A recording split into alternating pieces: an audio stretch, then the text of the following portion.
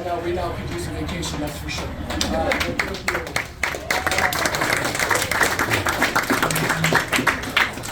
Next, I want to say just a general thank you to all of you as parents for this team. The schedule is bonkers. I know it changed. We didn't have a whole lot of weather challenges this year, but between illnesses and broken everything and a small roster and Canlin and all of that, you guys were absolutely incredible. This is, I think, my 9th tackle season. I have never had a group of parents be better about communicating conflicts. It happens. And just being prompt and thorough. Like, your commitment to your kids and to this team and understanding that we're just trying to get better and do something. Like, these boys owe you a debt of gratitude for this experience, so thank you for all you did. Thank you, parents.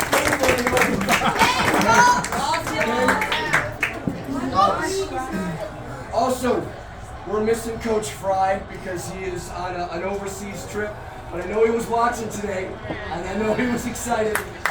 We told him that he had to schedule his meetings so that they were all at the pub together, watching with coworkers, but he was watching live, he was there in the spirit, so certainly thank you to Coach Fry for an awesome job this year.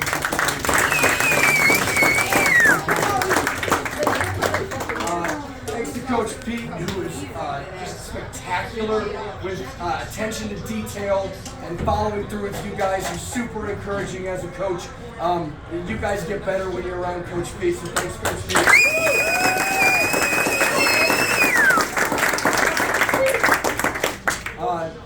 Also, thank you to Coach Nick for certainly for focusing on defense, but for also dealing with all the crap you hear from me with suggestions that are most of the time useless. But thank you for humoring me. I also thank all of our coaches for all the stuff they do with film review and scouting and all of that. But great job, Coach Nick. And I tell you what, by the time we got to today, our defense looked absolutely unstoppable.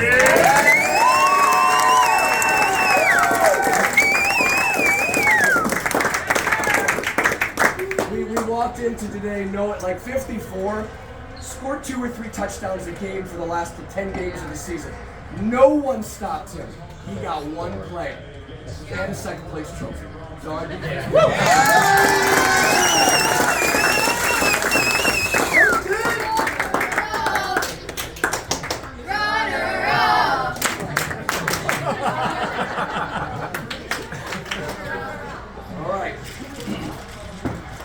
So what I want to do is I want to recognize each of our players.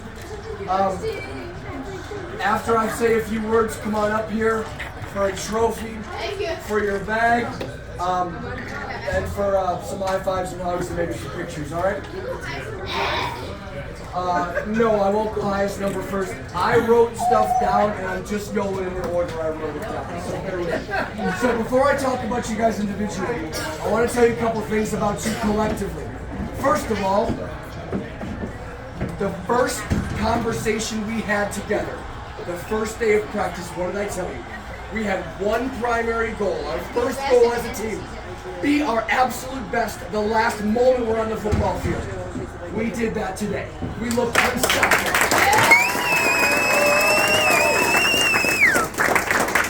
Now, that's awesome in a football season.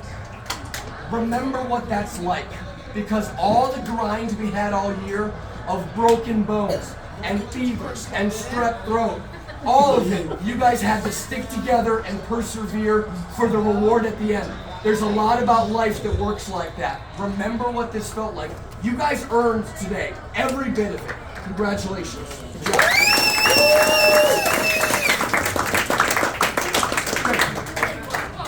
So, first I want to recognize Charlie. And the reason I want to recognize Charlie is because what's the most important player on the field? Center. We don't play football without referees. That's okay, they're important too. On the football field, the center's the most important player. It is one of the hardest things that we have to figure out as coaches. Charlie did so good, not only because he executed, but because he embraced it. Like, you have to own it. And it was so funny, like, you guys were out of town, he missed week 9. He walked into practice Monday and said, "I'm back, coach. We got it. Coming to the playoffs." It's so awesome. So Charlie, he's embraced that craft and wanted to be good at it. It's a super important role. This kid never complains. He's always smiling. Like, he cannot stop smiling, and it's awesome. And you can tell he loves football, and he's a great teammate. So I want to recognize Charlie.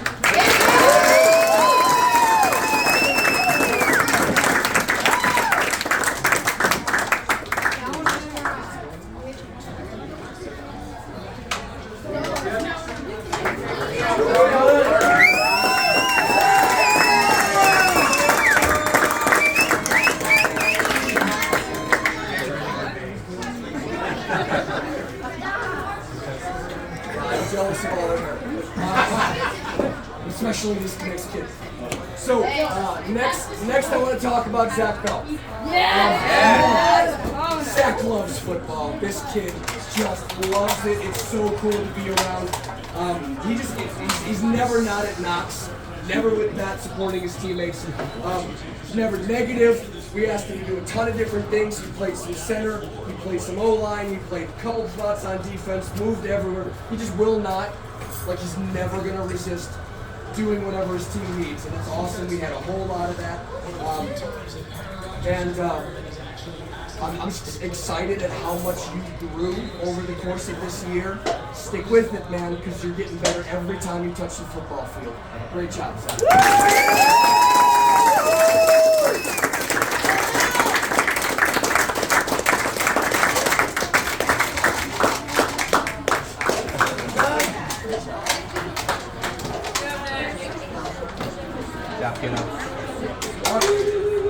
So,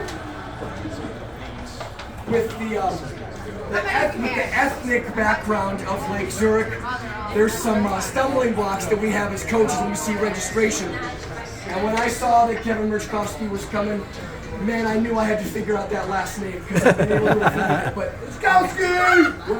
when we lined up as a middleweight group, and there's 68 of us, within minutes of the first practice, Coach Nick was like, "That's our cornerback. Don't you worry. He'll take care of it. Lock it down." Not only does he lock down things at cornerback, man, this kid comes out and hit. Today we had a play. They ran a toss. 54 came out there. This kid filled and just lit him up. I didn't think he was going to get up, and it was one of the biggest, fastest players on the team. And that's just the way this kid plays. He's super intense. He enjoys. He sure is. He is fearless. And he's just always there for his team. It's awesome. So, Kevin, congratulations.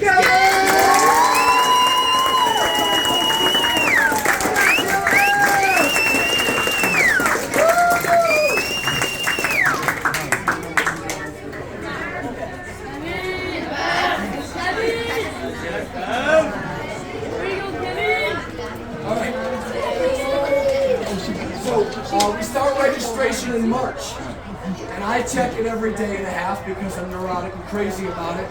And I was waiting to see your name show up because I've been waiting to have you with Ethan. I got to coach Ethan a few years ago in featherweight. Super coachable kid, super positive. But he actually came back to us with Flames quieter. He's so focused and will do whatever he's asked to do. But he's just not emotional. Nothing shakes him. You ask him to do a ton. Now, I'm going to tell you, next year, when your coach says, "Who's our punter?" you are going to raise your hand.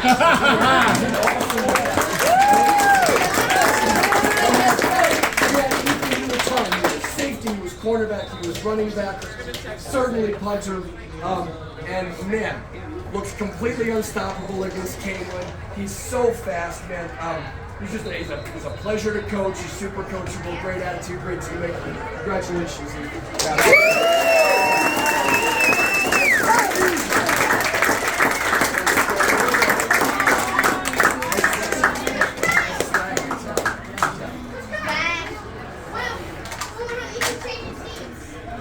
Well, yeah, we also changed his team. That's a long story. See, here's the challenge.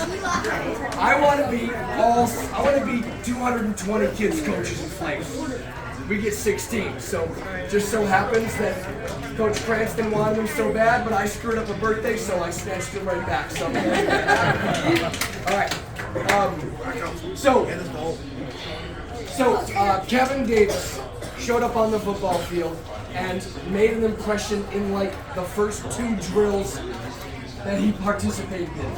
Super athletic, intense, physical, and that is typically not what we see within the first few minutes of your time on a football field. So for us to be here today as middleweight Big Ten champs and to have 2 first-year players on our team is not common, and we had 2 not common first-year players, including Kevin. Of course, he breaks his finger like 5 minutes into the first practice. It's just bad luck sometimes. But Kevin doesn't care about bad luck because he didn't miss anything. He learned in practice. He's out there with his hand hidden behind his back to just get reps. So at the moment he could come back, he was ready to go.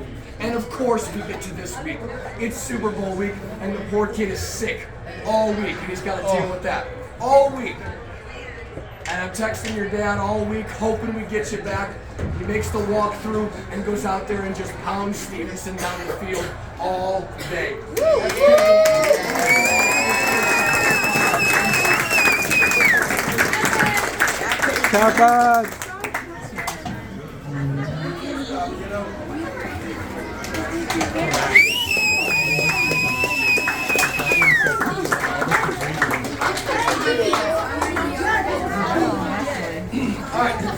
So I've never had a football player talk to me in February about playing for my team the next year. I know Anthony wanted to start talking to me about it before February. He waited that long. And then he saw me in the spring clinic and said, do you think I can be on your team? And then he saw me over the summer. And then he came over to hang out with us. Anthony has been waiting to be on this team since last season ended. And man, what a season you had, kid. This kid works super hard. His attitude is great. He's totally dedicated, right? We walk out of our second practice as a team, and we were hard on him that day. And he approaches me after practice and says, Coach, what do I need to do to get better? Anthony, practice is over. It's okay. Show up tomorrow and work your butt off. Okay, Coach, you got it. But at that moment, had I said, the C-22, I want you to run out there and tackle a pickup truck, he would. This kid would do it. He's so dedicated to football. He loves it. And, I mean, he beats me to the field most of the days because he can't wait to get to football practice. So, Anthony, congratulations on a great season.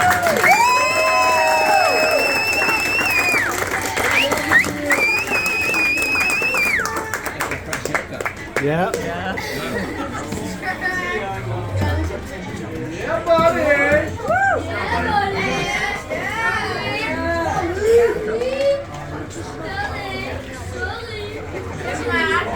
Max, I heard the name. All right. So I first saw Max Grun play football 3 years ago, and I've been waiting for Max to be on my team. I was hoping it would work out this year, and within the first couple of days of practice, it was obvious that even though he's a 6th grader, he was going to be one of the top flight players in middleweight. This kid is super athletic. There's not really a thing Max can't do well on the football field, and he's dedicated to it. I didn't expect to put a 90-pound linebacker out there and to have him go hit in the Premier League all year. It took us a game or 2 to figure it out. I'm sorry we let your weight get in the way, but how many interception after interception, fill the hole tackle, touchdown catches. Liberty is going to be haunted by this kid for the next 8 years. Max Gruyer, pleasure to have on the team. Great job.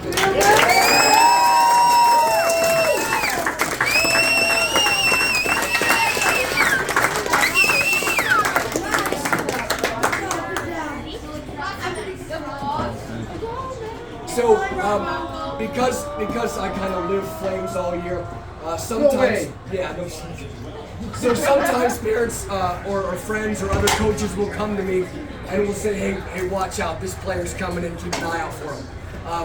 Scott Rubix came to talk to me about Rocco back in March, and he said, hey, I think we got this kid coming in. He's a stellar basketball player, just you watch. So we got Rocco signed up. I wasn't sure what to expect. First year player. He's big, he's strong, he's fast. But also, he was going to be a striper. Right? And that's a hard ask sometimes when you say, all right, kid, I know you want to be playing I know you want to be playing football and you want all the glory that comes to carrying the ball, but I need you to do a thing. And by the way, you're restricted because you happen to be real big and real strong. To buy into that from day one and to be so bought in on being healthy and sticking to it, to not have a stripe at the end of the year is absolutely incredible.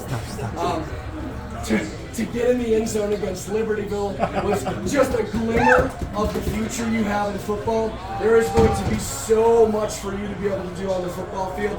I'm telling you, Dad, watch where number 1 and number 12 are on Lake Zurich next Saturday. You are destined to play animal, and it's going to be glorious for you. I can't wait.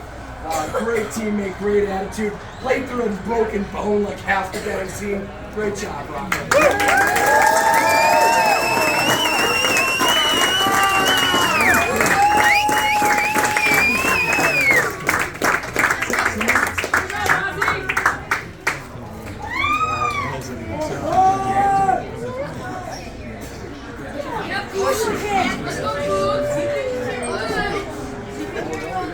So I first met Anthony Bukowski last year as a 6th grader, and I hadn't met him before, and he made an impression right away. And last year, you were Coach Clancy's team last year, right? He was one of those players that could have probably played Big Ten, just happened to end up on Pac-10 last year. And we got to about week 2 last year, and I went to Clancy on the sideline. I went, this kid just does everything for you, doesn't he? He said, oh yeah, this kid's quite the gamer. I'm like, I can't steal him. The rosters are already locked. So, man, I saw you coming in this year. I couldn't wait to coach you. Super smart player. Knows everything that's going on. Versatile. He had to stripe this year for us too, which is like, that's just a dedication that it takes. It's one of our rules. Some parts of it stink, but man, the kids that embrace it, that just go, you know what, I'm gonna put my hand in the dirt and I'm just gonna hit. He was one of our top defensive linemen, he was one of our top offensive linemen, and we just had a fearless defense, and we controlled the line of scrimmage. I told you guys at the beginning of the season, if we control the line of scrimmage, a lot of real good things can happen. Anthony was a big part of that. We got to finally get him pulling as a guard sometimes when we got heavy, and he's great at that. His awesome attitude, awesome foul, a great teammate. Congratulations. Let's see.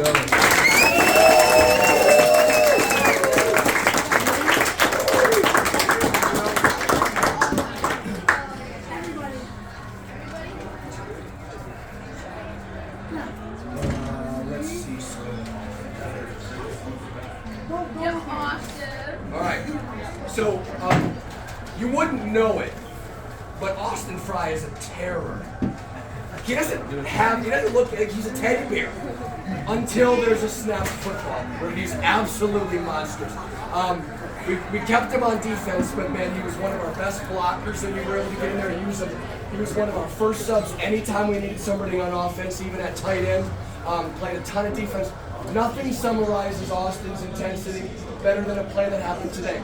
It was 3rd and 4 in the 3rd quarter. We needed a stop. He gets held by 2 people. Almost makes the tackle. They get the holding penalty after a first down, but he gets called back.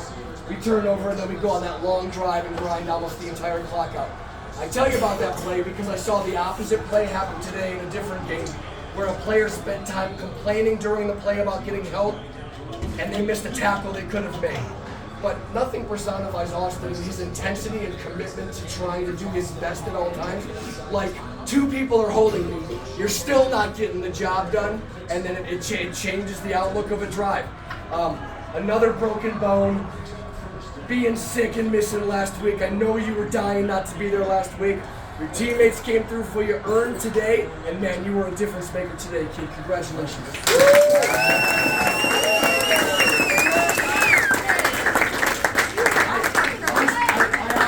Thought there was a chance he was going to put the quarterback in the hospital. Oh, yeah. Oh, he scrambled a couple times at the home end. Here it comes. If it wasn't going to be Rocco, it was going to be Austin. He almost didn't get up in the second quarter. Oh, Austin. So, we're going to call it a tie for the best hair on the team. we did have at least 6 coaches during our weigh-in go, dang, y'all got some nice hair. We're all getting bald and jealous of you guys. But man, Emmanuel was such a good attitude, such a great teammate. Did a great job at left guard. He was one of those kids that we could put in a spot, have him focus on his job, do a great job at it, and then be ready to do other things for us, which is with 16 on the roster, we have to have it, and he totally stuck with it. Had to deal with, going to the dentist way too much this year, but he was always ready to go. Like this team is crazy because it's like, technically we were unlucky with getting teeth pulled and broken bones and getting sick. Man, that's what losers worry about, being unlucky. Your team, a good team, winners show up and just do whatever's necessary. And Emmanuel is the embodiment of that. He enjoys his game, he enjoys football, he enjoys being around his teammates, and man, they sure like being around him. Great job.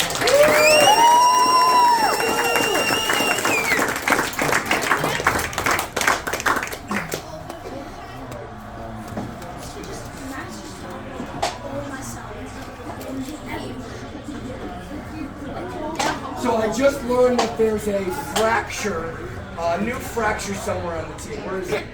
No, where's Holt? There you go. Okay.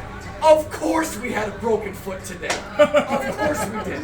Of course we recovered a touchdown after catching a game winner last week. Of course you had a broken foot and made 9 tackles. Of course you did, right? I think the announcer got sick of saying your name. You were in every dang play.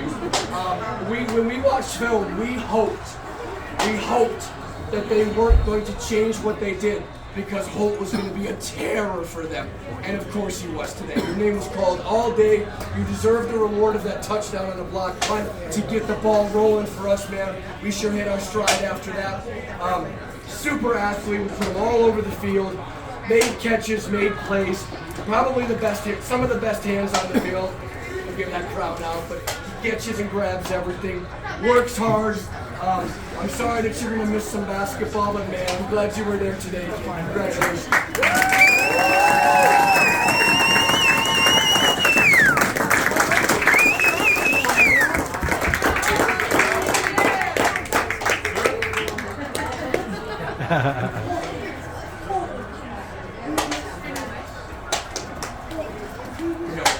And what's funny is, of course, like his dad didn't mention a thing about that at all. Okay. All right. So I have been wanting to coach Carson for years, and there was a point a couple of years ago where these guys were, I think you guys were in a featherweight game. These guys had a featherweight game in Kenosha against a completely unbeatable, stacked Cheaters team in Kenosha. Oh, it was a home game, it was in high school, that's right. It was in high school. And they were getting their faces beat in, and Kenosha's just bigger and faster in every way. They're down 30 or something crazy, and it's the 4th quarter. And this kid is still hammering every player he can hit on every play. Other players are crying and quitting, and it's like, Carson is all day, all intensity. So man, I've been waiting for a chance for you to be on my team. The funny part is, we gotta calm him down. We gotta okay, listen, it's practice. These are your teammates. Please don't injure him. There's no question, hardest hitting linebacker in Middleweight Premier, sideline to sideline player. And then we had him carry a bunch, and holy crap, against Mundelein, the kid ran his face off, caught the touchdown to tie the game on 4th down. He's a playmaker, works hard, likes football a ton, and is good at it, man. I love coaching you, kid. You had a great season.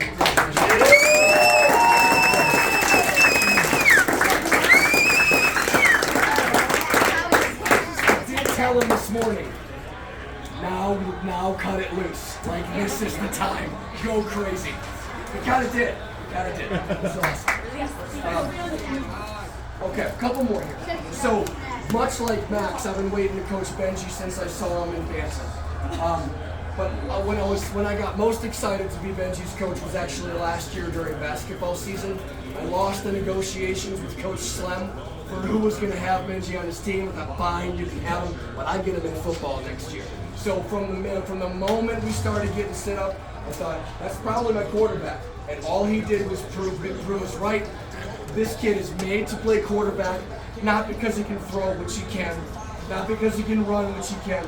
He is a leader. He commands the field. He knows what plays to call better than me, and sometimes I just let him do it.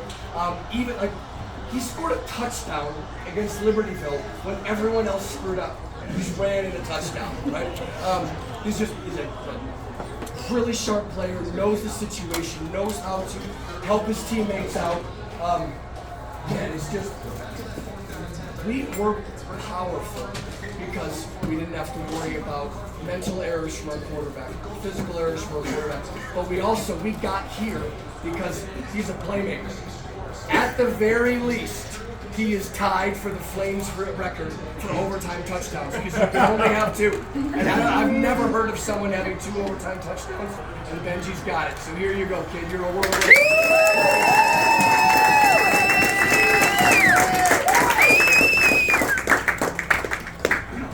So I saved the last 2 kids for the kids that were on my team last year.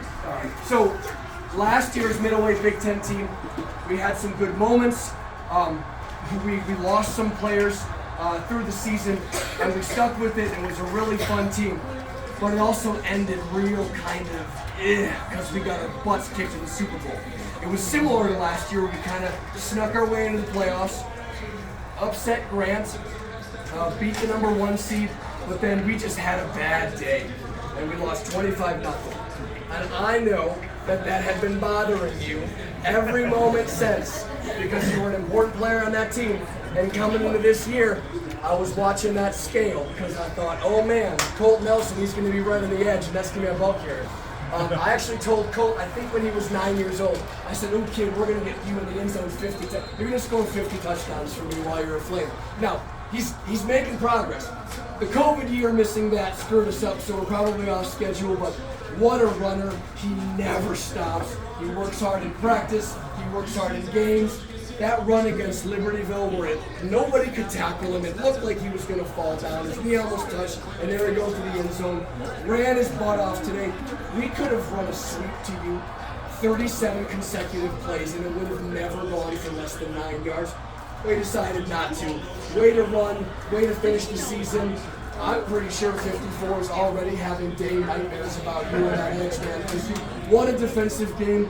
Awesome all-around player, great teammate, great champion.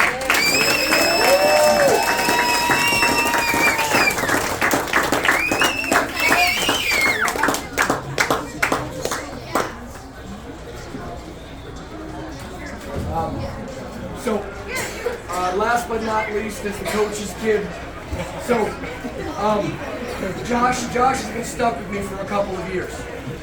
So, when he was a 3rd grader in featherweight, we just didn't have it worked out for a coach for featherweight Big Ten, so they asked me to do featherweight Big Ten. So I brought him up as a 3rd grader. He did okay, was a little bit overmatched. We had a bit of a rough year, some of y'all were around for that. Okay? The next year, man, we were going to be loaded on featherweight, and we lost that season with the season being canceled. Last year, I was ready to coach middleweight Pac-10 again. We needed a middleweight Big Ten coach, so he had to come up again. And he worked his butt off, played an important role. This year was going to be his year, a chance to really be an important contributor. But in the meantime, he's stuck with Dad as coach, where all day, like, I tell all the players it's okay if you make a mistake, and then of course I don't let my own kid make a mistake. He worked his butt off all off season. He worked hard all season. He was excited about football. And Josh does things to represent his community, his team, his family, and that's what more could you ask for in a son and in a player and as a coach. So Joshua, I'm proud of you. You should be proud of yourself. Congratulations, you had an awesome day, and man, one heck of a trophy here gets to be in your house. Congratulations.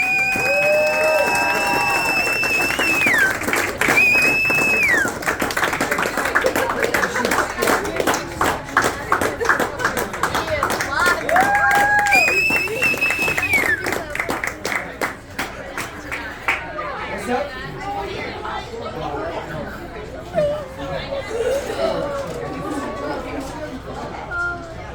None of this would have been possible without Kyle, Nick, and Jason and their tireless energy and their tireless devotion to these boys and this sport that they love. So let's give all of our amazing coaches a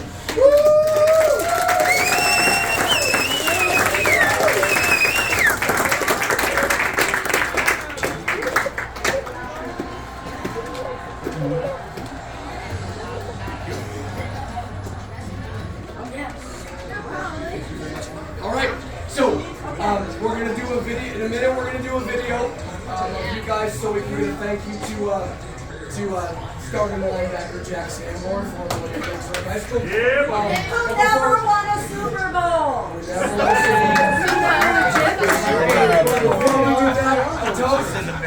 Toast, perhaps. I guess the parents gotta go. So congratulations.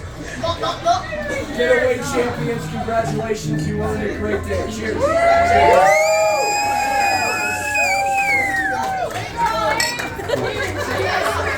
All right, players, let's see if we can make a video.